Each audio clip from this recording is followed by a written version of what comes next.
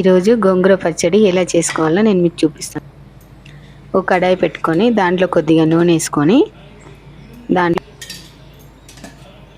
మెంతులు, ధనియాలు, జీలకర్ర వేసుకొని కొంచెం వేయించాలి. అది కొద్దిగా వేయగానే పచ్చిమిర్చి మనకు గోంగూరకు సరిపడినంత తగినంత వేసుకోవాలి.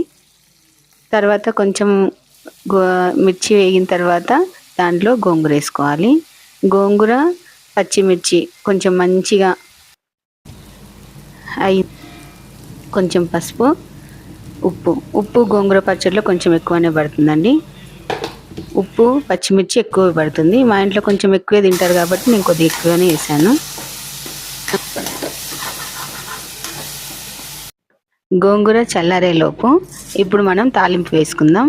ఫస్ట్ ఒక కడాయి తీసుకొని దాంట్లో కొద్దిగా ఆయిల్ వేసుకొని దాంట్లో కొన్ని మినపప్పు, కొద్దిగా శనగపప్పు, అలాగే జీలకర్ర, ఎండుమిర్చి, కరివేపాకు, కొంచెం ఇచ్చిపచ్చి దంచిన వెల్లుల్లి, అవి కొంచెం బాగా వేగిన తర్వాత దాంట్లో ఒక ఆనియన్ కట్ చేసి వేసుకోవాలండి. మెయిన్ గోంగూర పచ్చడికి ఆనియనే బాగుంటుంది.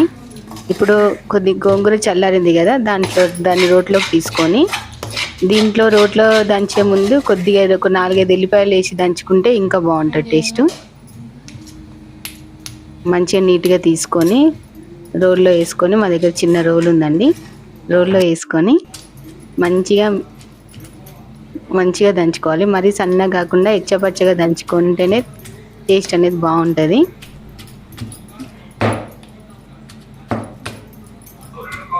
మా ఇంట్లో అయితే మేము ఎప్పుడు గోంగూర పచ్చడి చేసుకున్నా ఇలాగే చేసుకుంటాం.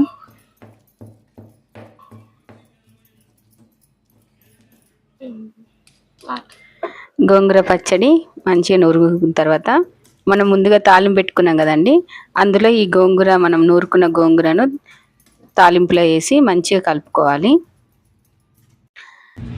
మంచిగా కలుపుకొని తీసుకొని మనం ఒక చిన్న బౌల్లో వేసుకోవాలి. దీన్ని మనం వేడివేడి అన్నంలోకి గోంగూర పచ్చడి వేసుకొని తింటే చాలా బాగుంటుంది. గోంగూర హెల్త్కి చాలా మంచిది.